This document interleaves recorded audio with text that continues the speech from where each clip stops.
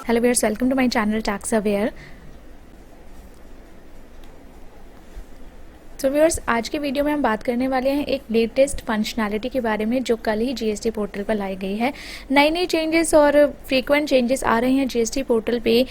कोशिश की जा रही है कि जीएसटी पोर्टल को और यूज़र फ्रेंडली बनाया जा सके और इसको थोड़ा इजी बनाने के एफर्ट्स डाले जा रहे हैं, पर इसके साथ साथ कुछ एरर्स भी हमें देखने को मिल रहे हैं जो हमें रिटर्न फाइल करते वक्त आ रहे हैं। बट ठीक है, देखते हैं बाय द टाइम शायद ये एरर्स भी रिजॉल्व हो जाएंगे और शायद इजी जीएसटी पोर्टल हमारे लिए इजी भी हो जाएगा। आज की वीडियो में मैं सीए प्रियंका कुशवाहा एक नई फंक्शनैलिटी के बारे में आपको बताने वाली हूँ जो जीएसटी पोर्टल पर कल ही अवेलेबल हुई है। तो चलिए स्टार्ट करते हैं आज का वीडियो। तो व्यूअर्स, वीडियो स्टार्ट करने से पहले आई विल रिक्वेस्ट कि आप मेरे चैनल को सब्सक्राइब ज़रूर कर दीजिए सो दैट आपको ऐसी इंपॉर्टेंट वीडियोस मिलती रहे और मुझे भी मोटिवेशन मिलती रहे। तो ये फंक्शनैलिटी आपको दिखने वाली है जब आप जीएसटी पोर्टल पे लॉगिन करेंगे। तो चलिए जीएसटी पोर्टल पे लॉगिन करते हैं। लॉगिन करने के बाद आपको सर्विसेज के ऑप्शन में सर्विस टैब पे क्लिक करना है और फिर रिटर्न टैब्स पे आना है। रिटर्न टैब्स में आप आओगे तो आपको एक नया ऑप्शन देखने को मिलेगा जो है आपका tax liabilities and ITC comparison. ये ऑप्शन पहले भी अवेलेबल था जब आप रिटर्न डैशबोर्ड पे जाते थे रिटर्न फाइल करने के लिए। वहां पे आपकी रिटर्न फॉर्म्स के साथ साथ ये ऑप्शन वहां आता था, लेकिन अब इस ऑप्शन को वहां से हटाकर, इस फंक्शनैलिटी को वहां से हटाकर ऊपर शिफ्ट कर दिया गया है। तो अगर आप परेशान हो गए हैं कि ये ऑप्शन कहाँ चला गया, तो मैं आपको बता देती हूँ। नीचे से शिफ्ट करके ऊपर की टैब पर ला दिया गया है और इस ऑप्शन को, इस फंक्शनैलिटी को थोड़ा और इम्प्रूव कर दिया गया है, थोड़ा और डिटेल्ड आउट कर दिया गया है। तो चलिए इस पे क्लिक करते हैं और देखते हैं कि क्या क्या इन्फॉर्मेशन ये आपको देता है, किस तरह का कंपैरिजन आपको देता है। जैसे आप इस पे क्लिक करोगे आपको यहाँ पूछा जाएगा फाइनेंशियल ईयर। आपको जिस भी साल का अपनी लायबिलिटी और आईटीसी का कंपैरिजन देखना है वो ईयर आप यहाँ पर सिलेक्ट कर सकते हो। तो मैं सिलेक्ट करती हूँ 1819 मैंने सिलेक्ट किया है। यहाँ पर 1819 सिलेक्ट करते ही यहाँ पर आपको कंपैरिजन मिलेंगे कुछ इस तरह के। सबसे पहला कंपैरिजन होगा आपका tax liability and ITC statement में, जो समरी फॉर्म में आपको दिया जाएगा। ये समरी फॉर्म का ऑप्शन टैब हम एक बार खोल लेते हैं।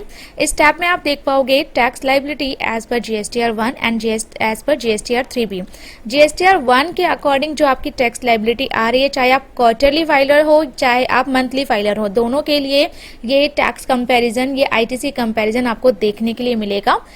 तो यहाँ पर इस समरी वर्जन में आप देख पाओगे कि जीएसटीआर 1 में जो आपने डेटा फाइल किया है, जीएसटीआर 1 में जो आपने सेल इनवॉइसेस फाइल की है, सबमिट की है, उसके अकॉर्डिंग जो आपकी लायबिलिटी, टैक्स लायबिलिटी बनती है वो यहाँ पर समरी फॉर्म में आपको देखने के लिए मिलेगी। जैसे मेरे इस क्वार्टरली फाइलर क्लाइंट के केस में आपको सितंबर में देखने को मिल रही है। उसके बाद जीएसटीआर 3B में, जीएसटीआर 3B के अकॉर्डिंग, जीएसटीआर 3B जो आपने फाइल किया उसके अकॉर्डिंग जो आपकी लायबिलिटी बनती है वो लायबिलिटी आपको यहाँ पर देखने के लिए मिलेगी। इसी तरह ये आपका टैक्स लायबिलिटी का कंपैरिजन हो गया। अब आपको इसी के साइड में समरी वर्जन मिलेगा आईटीसी कंपैरिजन का। जीएसटीआर 3B जो आपने अपनी मंथली रिटर्न में इनपुट क्लेम किया है वो इनपुट आपको यहाँ पर समरी वर्जन में देखने को मिल रहा है, और जीएसटीआर 2A में जो इनपुट आपका अवेलेबल है वो आपको यहाँ पर देखने को मिल रहा है।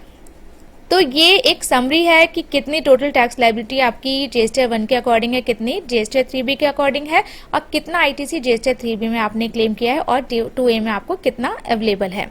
इसकी आप CSV फाइल भी डाउनलोड कर सकते हो जिससे आपके पास ये डेटा एक्सेल वर्जन में आ जाएगा। CSV फाइल डाउनलोड करके भी मैं दिखाऊंगी, पर उससे पहले हम बाकी टैब्स को भी देख लेते हैं एक बार। नीचे वाले टैब में आते हैं। अब ऊपर आपको सारी समरी दे दी गई, अब आपको 1 to 1 टैब में सारी इंफॉर्मेशन दी जाएगी। Tax liability other than export और रिवर्स चार्ज। अब आपको जो ऊपर समरी वर्जन में आपकी जीएसटीआर 1 के और जीएसटीआर 3B का कंपैरिजन दिया गया था, यहाँ पर टैक्स लायबिलिटी अब जीएसटी हेड वाइज आपको देखने के लिए मिलेगी।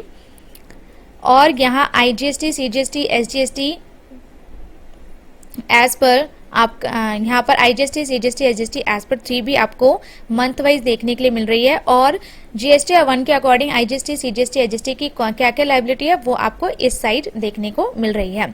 इसका कंपैरिजन यहाँ पर किया हुआ है। अगर शॉर्टफॉल है, ये एक्सेस है, वो आपको इस साइड टेबल में यहाँ पर दिख जाएगा। कॉलम नंबर 10, 11, 12, 13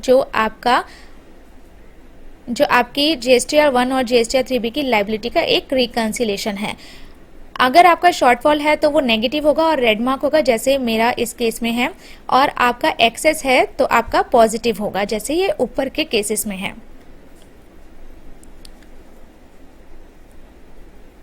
क्यूमुलेटिव शॉर्टफॉल और क्यूमुलेटिव एक्सेस आपको कॉलम नंबर 14, 15, 16, 17 में देखने के लिए मिल जाएगा। तो इस तरह से आपकी टैक्स लायबिलिटी का यहाँ कंपैरिजन बना हुआ है। जो कंपैरिजन आप देख सकते हो, इसको आप डाउनलोड कर सकते हो और फिर इसकी जो भी आपके डिफरेंसेस आ रहे हैं उसके रीजंस फाइंड आउट कर सकते हो।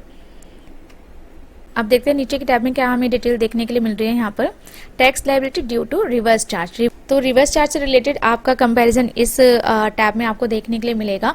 2A में हमारी रिवर्स चार्ज का इनपुट तो दिखता नहीं है, बट इट इज सेइंग कि amount auto drafted in part A of GSTR 2A। Let's see, अगर मेरे केस में तो यहाँ पर 0 है, पर जहाँ पर RCM की लायबिलिटी बनती है तो लेट्स सी ये किस तरह से इसको कंपेयर करता है। नेक्स्ट टैब में आपको देखने के लिए मिलेगा tax liability due to export and SEZ supply. Export और SEZ सप्लाई अगर आपके केस में है तो आपको यहाँ पर उसका कंपैरिजन देखने के लिए मिल जाएगा। GSTR 3B में जो आपने रिपोर्ट किया है और GSTR 1 में जो आपने रिपोर्ट किया है उसका शॉर्टफॉल और एक्सेस और क्यूमुलेटिव शॉर्टफॉल और एक्सेस आपको यहाँ देखने के लिए मिलेगा। Input tax credit claimed and due, इसी तरह से इनपुट टैक्स क्रेडिट क्लेम और ड्यू जो आपका ITC आपने क्लेम किया है और जो GSTR 2A के अकॉर्डिंग आपका ड्यू है, आपका बनता है एज पर GSTR 2A, उसका डिफरेंस, उसका कंपैरिजन आपको इस लास्ट टैब में देखने के लिए मिलेगा। यहाँ पर लिखा हुआ है input tax credit claimed and due other than import of goods. ये इसलिए लिखा हुआ है क्योंकि GSTR 2A में पहले इम्पोर्ट ऑफ गुड्स से रिलेटेड ITC नहीं दिखता था, लेकिन अब जो रिसेंट चेंजेस हुए हैं उसके बाद इंपोर्ट ऑफ गुड्स से रिलेटेड ITC भी मुझे GSTR 2A में दिखता है। तो हो सकता है कि ये यहाँ पर तो देयर चांसेस कि आगे आने वाले महीनों में ये other than import of goods हट जाएगा और ये पूरा का पूरा रिकंसिलेशन मुझे देगा। एक एग्जांपल देख लेते हैं। और अप्रैल 2018 में मैंने CGST और SGST का ITC क्लेम किया 689 का, पर मेरे GSTR 2A में 653 का ITC अवेलेबल था। तो यहाँ पर 36 का एक्सेस मैंने क्लेम किया है। जितने भी आपका कंपैरिजन में यहाँ पे डिफरेंस आ रहा है वो सारा रेड मार्क है।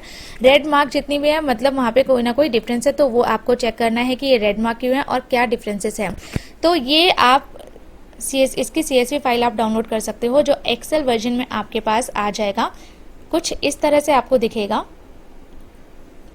कुछ इस तरह से आपको ये पूरा कंपैरिजन आपकी एक्सेल फाइल में दिखेगा। तो ये ज़रूरी नहीं है कि आप पोर्टल खोल के बैठो और तभी आप अपने इस कंपैरिजन को और रिकंसिलेशन को करने बैठो। आपको ये कंपैरिजन दे दिया जा रहा है CSV वर्जन में, आप उसको डाउनलोड करके ऑफलाइन वर्किंग इसकी कर सकते हो, डिफरेंसेस को फाइंड आउट कर सकते हो।